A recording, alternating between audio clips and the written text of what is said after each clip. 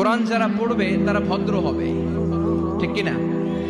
এজন্য যে মা বাবারা ছেলেমেয়েদেরকে ভদ্র বানাতে চান, ছেলেমেয়েদেরকে এই একটা বই পড়ায় দিবেন, বইটার নাম।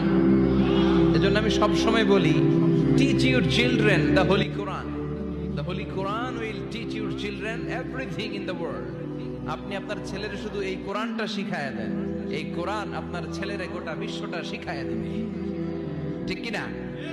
কারণ কোরআন পড়লে আপনার ছেলে ভদ্র হবে, মার্জিত হবে, সুশিক্ষিত হবে। কারণ কোরআনের প্রথম কথাই হচ্ছে পড়ো।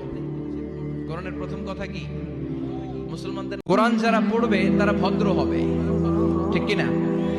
এজন্য যে মা বাবারা ছেলেমেয়েদেরকে ভদ্র বানাতে চান, ছেলেমেয়েদেরকে এই একটা বই পড়ায় দিবেন, বইটার নাম। এজন্য আমি সব সময় বলি, teach your children the Holi Quran. The Holi Quran will teach your children everything in the world. আপনি আপনার ছেলের শুধু এই কোরআনটা শিখায়া দেন, এই কোরআন আপনার ছেলের গোটা বিশ্বটা শিখায়া দেবে, ঠিক কিনা?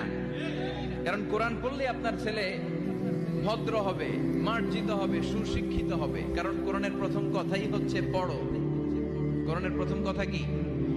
মুসলমানদের